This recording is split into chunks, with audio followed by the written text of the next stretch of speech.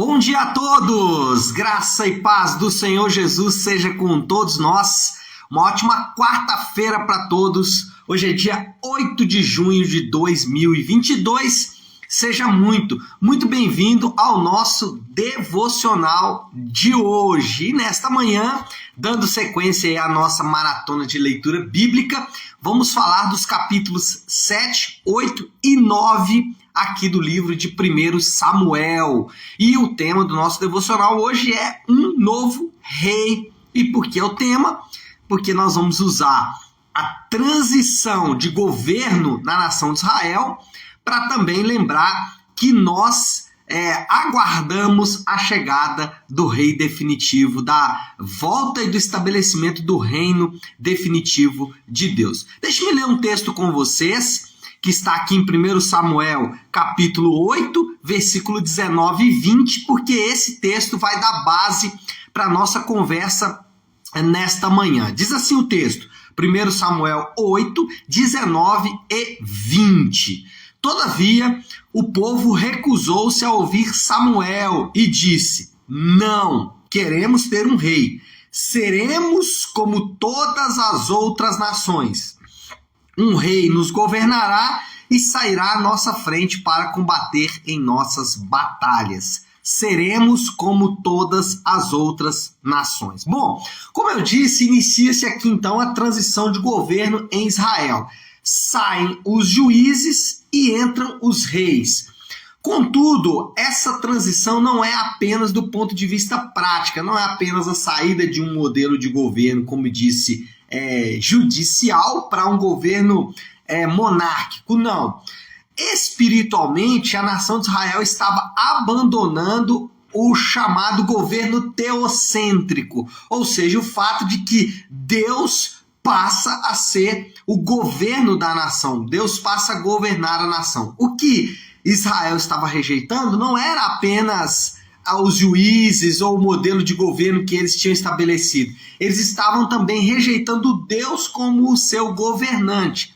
E basicamente é isso que Deus vai falar com Samuel, quando Deus diz, olha, eles não estão rejeitando somente você, Samuel. A questão aí não é você, eles estão também me rejeitando como rei.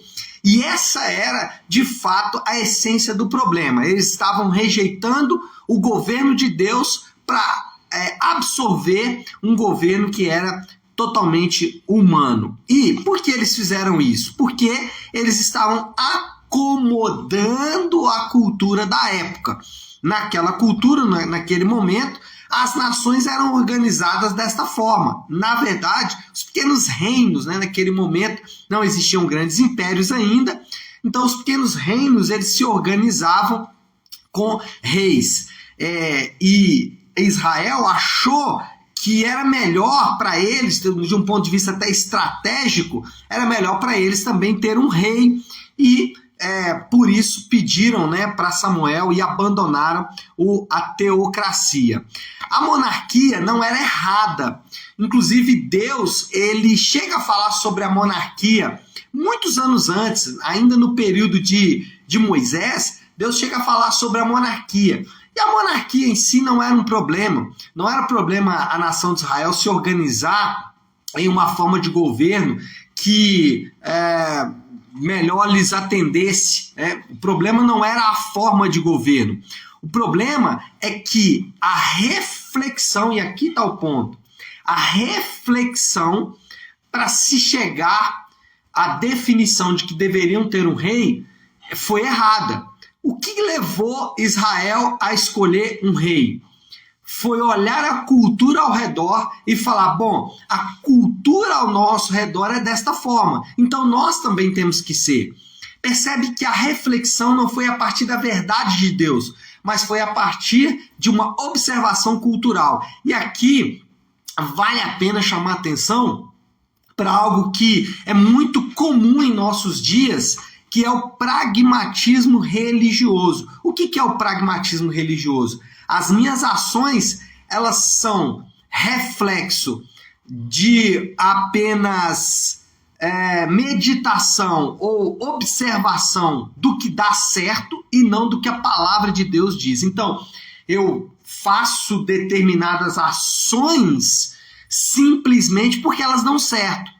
Eu entrego dízimo, eu faço oração, ou eu vou à igreja, eu faço um jejum, ou qualquer outra coisa, simplesmente porque isso já deu certo no passado.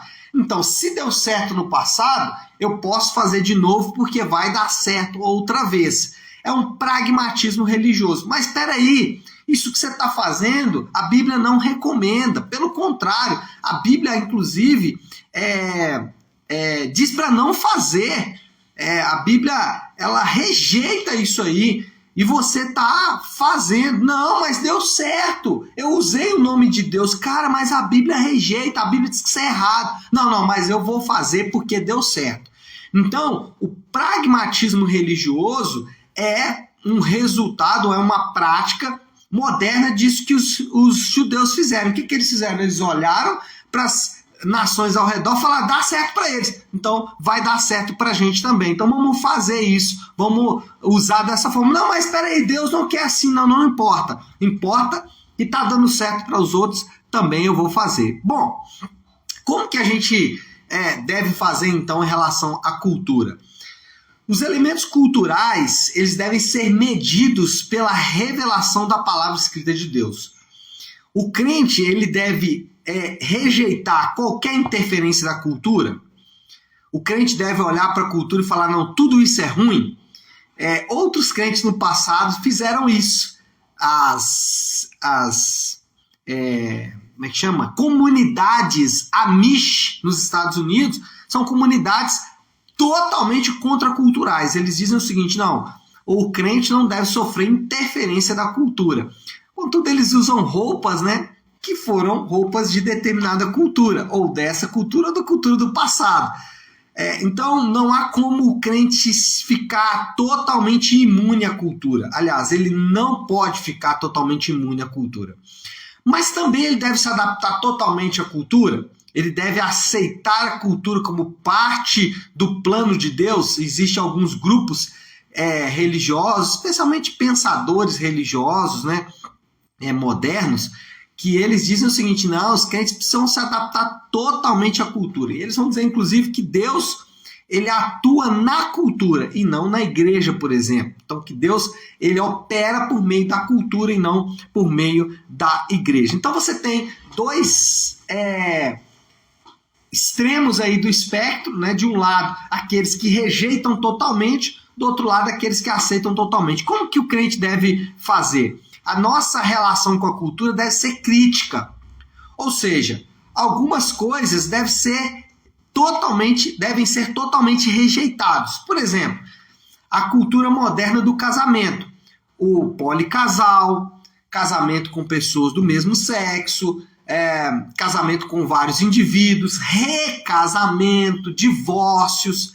Sexualidade deve ser totalmente rejeitado. Hoje o sexo é feito de qualquer maneira, com princípios que basicamente estão ligados à satisfação própria. Né? E o que a Bíblia diz? A Bíblia diz ao contrário. A Bíblia diz que o casamento deve ser monogâmico, a Bíblia diz que o casamento deve ser entre pessoas de sexos opostos, homem e mulher.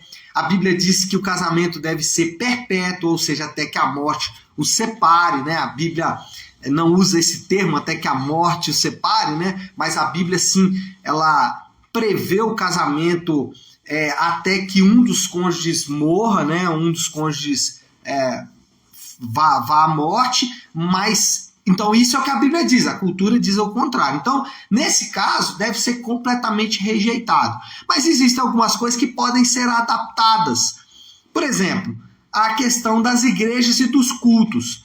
Até alguns anos atrás, as igrejas elas deveriam se reunir em catedrais, né, em espaços próprios para isso. Hoje não. Hoje as igrejas podem se reunir, ou já se percebeu que a igreja pode se reunir, por exemplo, em galpões, ou em casas, ou em ambientes menores, ou em ambientes maiores. Isso não muda muito o que é a igreja, né? Então, essa é uma forma de adaptar os cultos, por exemplo, né? Até alguns anos atrás, os cultos não tinham qualquer instrumento musical, os louvores eram feitos ou a capela ou usando apenas o órgão, né? Hoje não, hoje se usa a banda com guitarra, com bateria, assim por diante, mostrando que a cultura foi adaptada. E algumas coisas podem ser simplesmente aceitas. E aí podemos citar aqui o trabalho, por exemplo, mas poderíamos pensar em outras coisas. Qual é o ponto? O ponto é que o Evangelho, ele oferece ferramentas únicas, ferramentas singulares para a interação com a cultura.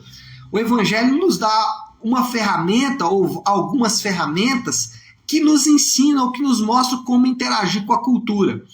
Por exemplo, o Evangelho ele afirma que Jesus ele morre pelos seus piores inimigos. Essa verdade de que Jesus morre pelos seus piores inimigos, ela nos torna ao mesmo tempo humildes, porque quem morre é ele e nós somos os inimigos, mas também nos torna único, porque ele morre por nós. Então, a verdade de que Jesus morre pelos seus inimigos deve fazer ou nos oferece ferramentas pelas quais nós podemos interagir com a cultura. Por exemplo, nós devemos amar, né? E a Bíblia nos ensina a amar, mas a Bíblia também ensina a falar a verdade em amor. Então, de um lado eu amo e isso me torna humilde, mas do outro lado também eu posso falar a verdade em amor para os meus irmãos. E isso nos torna únicos. Outro exemplo que a gente pode dar aqui, servir. A Bíblia nos manda servir. E nós normalmente queremos servir quem nós queremos servir. Às vezes, pessoas mais próximas, amigos, enfim, alguém que talvez possa até nos dar aí uma recompensa pelo nosso serviço. Mas a Bíblia diz que nós devemos servir não qualquer um, né? Não é quem eu quero, mas existe um povo específico quem eu devo servir, além dos outros povos. Então a Bíblia diz que eu devo servir a todos, mas um grupo específico. Que grupo é esse? A igreja local. E isso chama a atenção porque nos desafia. Eu tenho que servir, mas não do meu jeito.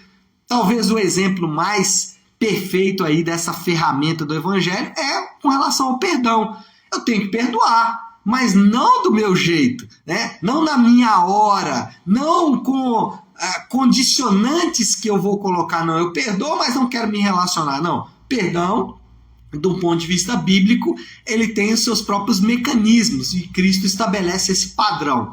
Qual é o ponto aqui? O ponto é dizer que o Evangelho é a ferramenta singular, nos oferece algumas ferramentas singulares para a interação com a cultura. Agora, qual é a moral da história aí, já para a gente caminhar para a conclusão? A moral da história é a seguinte: a nossa esperança está firmada na promessa do reino eterno de Deus, que durará para sempre.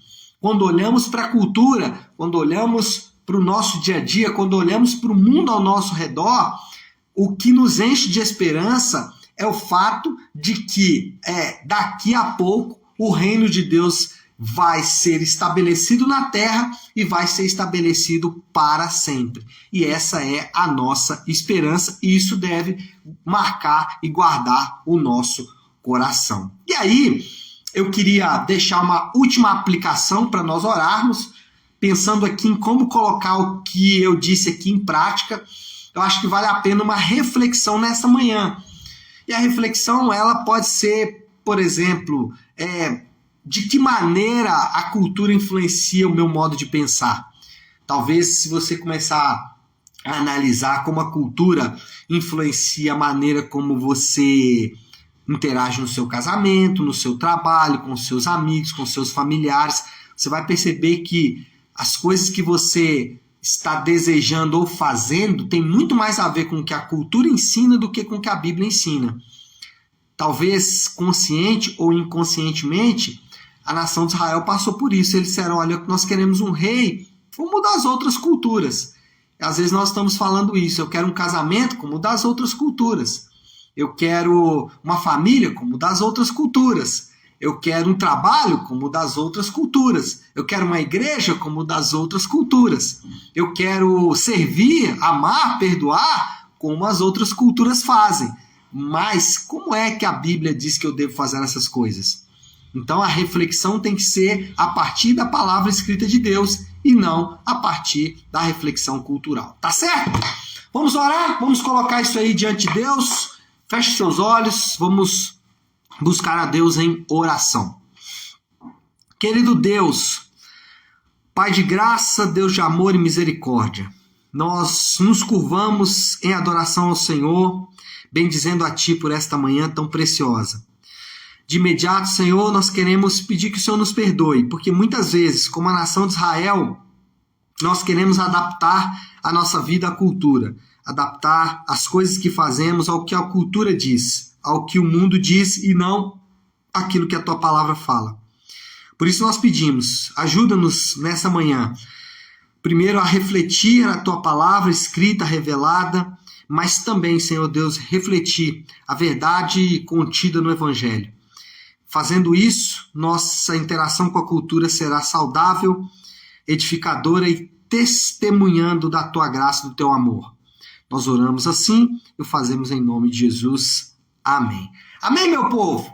Bom, então é isso. Nós vamos ficando por aqui, deixando um aviso importante. Hoje, às 20 horas, na nossa igreja Nave, nós temos sala de oração. O que é sala de oração? É um momento onde as mulheres, mas não está restrito às mulheres, elas podem ali buscar a Deus em oração. Então você que gosta de orar, que precisa de orar e quer orar, hoje às 20 horas, Rua Maria Carolina Campos 28, no bairro Nova Suíça.